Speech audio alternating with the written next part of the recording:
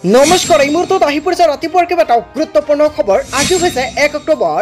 আজিৰ পৰা দেশত সলনি হ'ব বহুকেইটা নিয়ম, প্ৰভাৱ পৰিব আপোনাৰ পকেটত। কেৱল এয়াই নহয়, আত্মসহায়ক মহিলাৰ একাউণ্টত সোমাব 10,000 টকা আৰু এই মাহতে PM কিষাণৰ প্ৰতিজন হিতাধিকাৰীৰ একাউণ্টত 18তম কিস্তিৰ 2,000 টকা সোমাই যাব আপোনাৰ একাউণ্টত। লগতে অসমত নতুনকৈ আৰম্ভ হ'ব অৰুণোদয় আঁচনি। যিসকল ব্যক্তিৰ অৰুণোদয় আঁচনি নাই সেইসকল ব্যক্তিয়ে নতুনকৈ আবেদন কৰিব পাৰিব অৰুণোদয় 3.0। কেৱল ইয়াই নহয়, ৰেচন কাৰ্ডৰ আবেদন কৰিব পাৰিব। অক্টোবৰ মাহত বহুকেইটা নিয়ম সলনি হ'ব।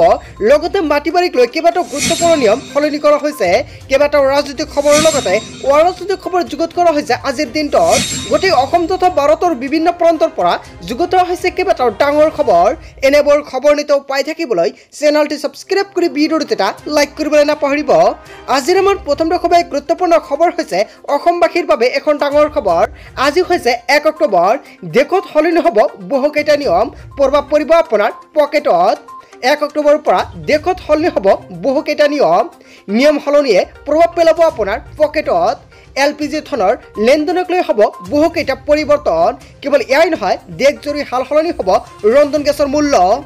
LPG চিলিণ্ডাৰৰ নতুন দাম কাৰ্যকৰী হোৱাৰ সম্ভাৱনা। সলনি হ'ব পাৰে ATF আৰু CNG PNGৰ মূল্য। সুকন্যা সমৃদ্ধি যোজনাৰ নিয়ম পৰিৱৰ্তন হ'ব 1 অক্টোবৰৰ পৰা আৰু আজি হৈছে 1 অক্টোবৰ। আজিৰ পৰা বহুকেইটা নিয়ম সলনি কৰা হ'ব। লগতে কন্যাৰ একাউণ্টত আইনীভাৱে চলাব পাৰিব অভিভাৱকে। কেৱল এয়াই নহয়, PPFৰ একাউণ্টৰ ক্ষেত্ৰত হ'ব বৃহৎ পৰিৱৰ্তন। নাবালকৰ নামত একাউণ্টৰ বাবে নাবালকৰ 18 বছৰ সম্পূৰ্ণ নোহোৱালৈকে POSৰ সুদ পাই থাকিব। কেইবাটাও নতুন নিয়ম সলনি হ'ব আজিৰ পৰা।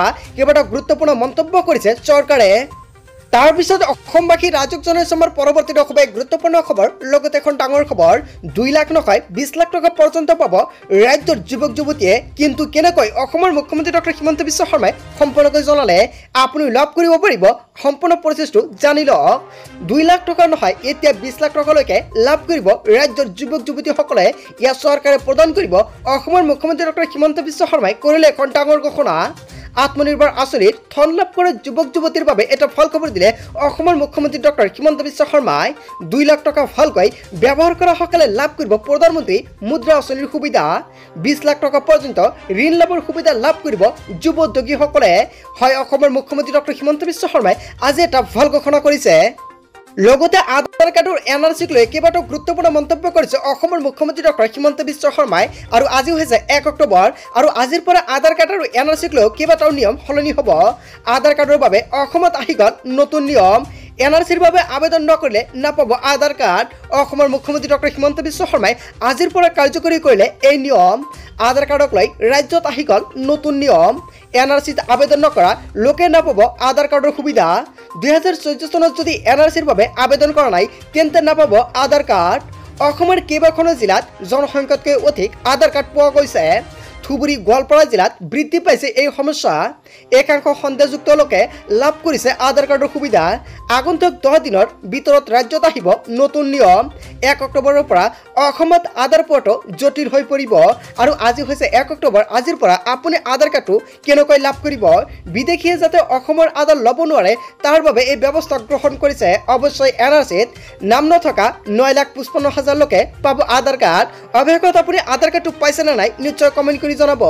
এইসকল বাদ পৰি নতুনকৈ আধাৰ কাৰ্ড আবেদন এতিয়া জটিল হৈ পৰিব। যদি ভাবিছে আপুনি এতিয়া নতুনকৈ আধাৰ কাৰ্ডৰ বাবে আবেদন কৰিব, তেনে ক্ষেত্ৰত আপোনাৰ বাবে জটিল হৈ পৰিব। চাহ বাগিচাৰ লোকৰ বাবে প্ৰযোজ্য হ'ব এই নিৰ্দেশনা। বৰপেটাত 103% পাইছে আধাৰ কাৰ্ড। ধুবুৰীতো 103% পাইছে আধাৰ কাৰ্ড। মৰিগাঁৱত 101% পাইছে আধাৰ কাৰ্ড। নগাঁৱত 101% পাইছে আধাৰ কাৰ্ড। NRCত আবেদন কৰাৰ নম্বৰ দিলেহে এতিয়া আপুনি নতুনকৈ লাভ কৰিব পাৰিব আধাৰ কাৰ্ড, নহ'লে আপুনি আধাৰ কাৰ্ড নাপাব। অসমৰ মুখ্যমন্ত্ৰী ডক্টৰ হিমন্ত বিশ্ব শৰ্মাই এখন ডাঙৰ মন্তব্য কৰিছে। লগতে আজিৰ পৰা এইকেইটা নিয়ম সলনি কৰা হ'ব। তাৰপিছত অসমবাসী ৰাজক জনাইছে আমাৰ পৰৱৰ্তী গুৰুত্বপূৰ্ণ খবৰ। লগতে এখন ডাঙৰ খবৰ, অসমত এখনো মাদ্ৰাছা থাকিব নোৱাৰে, আমাক মূল্যৰ প্ৰয়োজন নাই। অসমৰ মুখ্যমন্ত্ৰী ডক্টৰ হিমন্ত বিশ্ব শৰ্মাই হুংকাৰ প্ৰদান কৰিছে। অসমত এখনো মাদ্ৰাছা থাকিবলৈ দিয়া নহ'ব। বাকি থকা মাদ্ৰাছাক বন্ধ কৰি দিয়া হ'ব। এয়া মোৰ চিধা কথা বুলি মন্তব্য কৰিছে অসমৰ মুখ্যমন্ত্ৰী ডক্টৰ হিমন্ত বিশ্ব শৰ্মাই। আমাক মূল্য নালাগে, ডক্টৰ বা ইঞ্জিনিয়াৰহে প্ৰয়োজন। ৰাহুল গান্ধীক কটাক্ষ কৰি মুখ্যমন্ত্ৰী হিমন্ত বিশ্ব শৰ্মাৰ হুংকাৰ। ৰাহুল গান্ধীয়ে প্ৰশ্ন কৰিছিল অসমৰ মুখ্যমন্ত্ৰী ডক্টৰ হিমন্ত বিশ্ব শৰ্মাক অসমত মাদ্ৰাছা ভঙাৰ কাৰণ কি এনেকুৱাকৈ প্ৰশ্ন কৰিছিল ৰাহুল গান্ধীয়ে। অসমৰ মুখ্যমন্ত্ৰী ডক্টৰ হিমন্ত বিশ্ব শৰ্মাই উত্তৰত কি কৈছে, অসমত মোল্লাৰ পৰিৱৰ্তে লাগে ডাক্তৰ বা ইঞ্জিনিয়াৰহে। ৰাহুল গান্ধীয়ে মোল্লা বনাওক, মই ডাক্তৰ বা ইঞ্জিনিয়াৰ বনাম। সমাজে কাক মনত ৰাখিব সময়ে সেয়া বিবেচনা কৰিব, এনেকুৱাকৈ অসমৰ মুখ্যমন্ত্ৰী ডক্টৰ হিমন্ত বিশ্ব শৰ্মাই ৰাহুল গান্ধীক প্ৰত্যুত্তৰ প্ৰদান কৰিছে। হাৰিয়ানাত ভাষণ প্ৰসংগত এয়া মন্তব্য কৰিছে অসমৰ মুখ্যমন্ত্ৰী ডক্টৰ হিমন্ত বিশ্ব শৰ্মাই। অসমত এখনো মাদ্ৰাছা থাকিবলৈ দিয়া নহ'ব বুলি মুখ্যমন্ত্ৰী হিমন্ত বিশ্ব শৰ্মাই মন্তব্য কৰিছে। আচলতে মাদ্ৰাছাক লৈ অসমৰ মুখ্যমন্ত্ৰী ডক্টৰ হিমন্ত বিশ্ব শৰ্মাই যিখন ঘোষণা কৰিছে ইয়াৰ বিষয়ত আপুনি কি ক'ব, আপোনাৰ মন্তব্যটো নিশ্চয় কমেণ্ট বক্সত জনাব। তাৰপিছত অসমবাসী ৰাজক জনাইছে আমাৰ পৰৱৰ্তী খুবেই গুৰুত্বপূৰ্ণ খবৰ, লগতে এখন ডাঙৰ খবৰ, মুখ্যমন্ত্ৰী পাৰ্ট টাইম নে ফুল টাইম এনেকুৱাকৈ কেইবাটাও গুৰুত্বপূৰ্ণ মন্তব্য কৰিছে ভূপেন বৰাই। লগতে অসমৰ মুখ্যমন্ত্ৰী ডক্টৰ হিমন্ত বিশ্ব শৰ্মাই প্ৰতি উত্তৰত কি কৈছে সম্পূৰ্ণকৈ জানি লওক। হিমন্ত বিশ্ব শৰ্মা পাৰ্ট টাইম নে ফুল টাইম ইয়াক লৈ কেইবাটাও ডাঙৰ মন্তব্য কৰিছে ভূপেন বৰাই। ৰাইজে দিয়া দায়িত্ব তেওঁ পালন কৰিব লাগে। হিমন্ত বিশ্ব শৰ্মাক পাৰ্ট টাইম মুখ্যমন্ত্ৰী আখ্যা ভূপেন বৰাৰ। ঝাৰখণ্ডত গৈ মুখ্যমন্ত্ৰীয়ে কেৱল মিছা কথা কৈছে। ঝাৰখণ্ডৰ মানুহেও লাহে লাহে তেওঁৰ মিছা কথাবোৰ বুজি পাব। তেওঁৰ মিছা কথা তল পেলাবলৈ অপ্ৰাসংগিক কথা চৰ্চালৈ আনে বিজেপিয়ে। ভূপেন বৰা তাচ্ছিল্যৰ প্ৰত্যুত্তৰ দিলে অসমৰ মুখ্যমন্ত্ৰী ডক্টৰ হিমন্ত বিশ্ব শৰ্মাই। পাৰ্ট টাইম মুখ্যমন্ত্ৰী যদি ইমান কাম কৰিব পাৰে ফুল টাইম চিএম কিয় লাগে? মই দিছপুৰত বহি থাকিলে অসমৰ উন্নতি হ'ব নেকি? অসমত যিমানবোৰ কাম হৈ আছে আগত কেতিয়াও হোৱা নাছিলে। পাৰ্ট টাইম বা ফুল টাইম প্ৰসংগই এইবাৰ মাত্ৰা পালে ৰাজ্যৰ ৰাজনীতিত। হিমন্ত বিশ্ব শৰ্মা পাৰ্ট টাইম মুখ্যমন্ত্ৰী হয় বন্ধু বান্ধৱীসকল। আচলতে ভূপেন বৰাই অসমৰ মুখ্যমন্ত্ৰী ডক্টৰ হিমন্ত বিশ্ব শৰ্মাৰ বিৰুদ্ধে যিটো মন্তব্য কৰিছে আপুনি কি ক'ব? তাৰপিছত অসমবাসী ৰাজক জনাইছে আমাৰ পৰৱৰ্তী খুবেই গুৰুত্বপূৰ্ণ খবৰ, লগতে এখন ডাঙৰ খবৰ, অসমৰ মুখ্যমন্ত্ৰী ডক্টৰ হিমন্ত বিশ্ব শৰ্মাই আত্মসহায়ক প্ৰতিজন সদস্যৰ বাবে এটা ভাল খবৰ দিলে। আত্মসহায়ক 10,000 টকাৰ লগতে অৰুণোদয় আঁচনিক লৈ অসমৰ মুখ্যমন্ত্ৰী ডক্টৰ হিমন্ত বিশ্ব শৰ্মাৰ বৃহৎ ঘোষণা। আত্মসহায়ক সদস্যসকলে ৰাজ্য চৰকাৰে আৰ্থিক অনুদান প্ৰায় 40 লাখ লোকে লাভ কৰিব 10,000 টকা। অসমৰ আত্মসহায়ক সদস্যসকলৰ বাবে এটা সুখবৰ দিলে অসমৰ মুখ্যমন্ত্ৰী ডক্টৰ হিমন্ত বিশ্ব শৰ্মাই।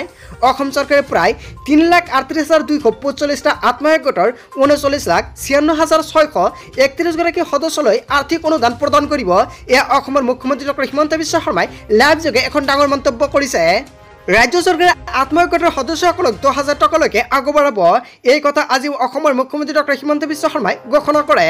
অৰ্থনৈতিক স্বাৱলম্বিতাৰ লগতে ক্ষুদ্ৰ খণ্ডক শক্তিশালী কৰি তোলাৰ লক্ষ্যৰে ৰাজ্য চৰকাৰে এই পদক্ষেপ গ্ৰহণ কৰিছে।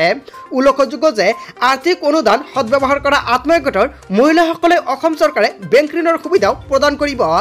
লগতে সময়ত ঋণ পৰিশোধ কৰা সদস্যসকলক সুদ ৰেহাইৰ ব্যৱস্থাও গ্ৰহণ কৰা হ'ব বুলি মুখ্যমন্ত্ৰী ডক্টৰ হিমন্ত বিশ্ব শৰ্মাই এই কথা সম্পূৰ্ণকৈ জনায়। আজি অনুষ্ঠানত নিজ ভাষণত অসমৰ মুখ্যমন্ত্ৰী ডক্টৰ হিমন্ত বিশ্ব শৰ্মাই অৰুণোদয় আঁচনিক লৈ কেইবাটাও গুৰুত্বপূৰ্ণ মন্তব্য কৰিছে। অসমত নতুনকৈ বিতৰণ কৰি আছে অৰুণোদয় 3.0 ফৰ্ম। আপুনি অৰুণোদয় আঁচনিটো আবেদন কৰিলে নে? যিসকল ব্যক্তি অৰুণোদয় বা অৰুণোদয় 2.0 আঁচনিত নামটো অন্তৰ্ভুক্ত কৰিব পৰা নাই সেইসকল ব্যক্তিৰ বাবে এটা ভাল খবৰ।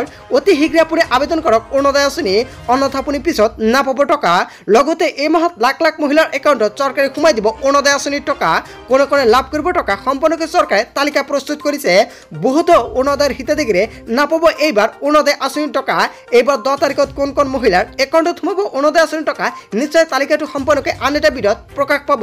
সম্পূৰ্ণকৈ আপোনালোক জনাই দিম অসমৰ মুখ্যমন্ত্ৰী ডক্টৰ হিমন্ত বিশ্ব শৰ্মাই যিসকল পূৰ্ণ হিতাধিকাৰী আছে সেইসকল মহিলাকো অৰুণোদয় 3.0 আবেদন কৰিবলৈ আহ্বান জনাইছে।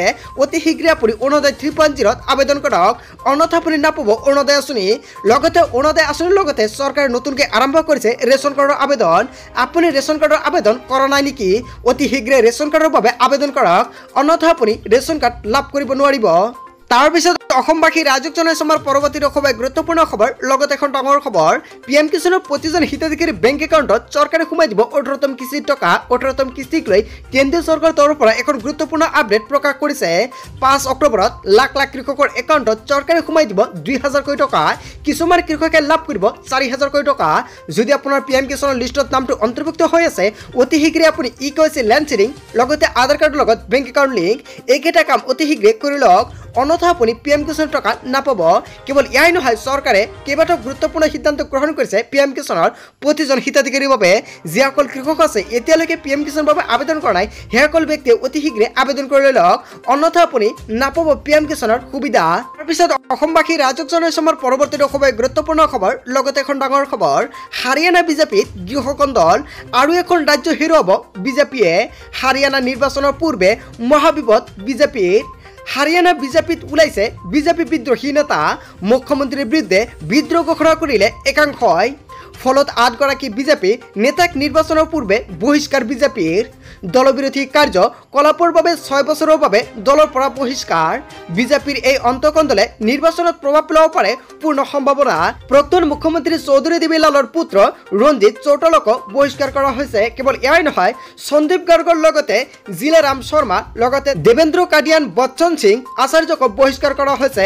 মুঠ 8 গৰাকী বিজেপি নেতাক দলৰ পৰা বহিষ্কাৰ কৰিলে বিজেপিয়ে ইফালে হাৰিয়ানাত নিজৰ যাদু দেখুৱাবলৈ সক্ষম হৈছে কংগ্ৰেছে হাৰিয়ানাৰ জনতাক ৰাহুল গান্ধীয়ে দিলে কেইবাটাও গ্যাৰাণ্টি হাৰিয়ানাত কংগ্ৰেছৰ সন্মুখত মুখ থেকে চাখাব বিজেপিয়ে বিজেপিক উফৰাই চৰকাৰ গঠন কৰিব কংগ্ৰেছে এটা ধৰ্মৰ লগত আন এটা ধৰ্মৰ সংঘাত লগাব বিচাৰিছে বিজেপিয়ে ৰাম মন্দিৰ নিৰ্মাণ কৰিও অযোধ্যাত পৰাস্ত হৈছে বিজেপি হাৰিয়ানা নিৰ্বাচনৰ পূৰ্বে মহাবিপদত পৰিছে বিজেপিয়ে হয় বন্ধুসকল গোটেই অসম তথা ভাৰতৰ বিভিন্ন প্ৰান্তৰ পৰা যুগত হৈছে কেইবাটাও ডাঙৰ খবৰ এনেবোৰ খবৰ নিতৌ পাই থাকিবলৈ চেনেলটি সাবস্ক্ৰাইব কৰি ভিডিঅ'টো এটা লাইক কৰিবলৈ নাপাহৰিব so thank you for watching full video'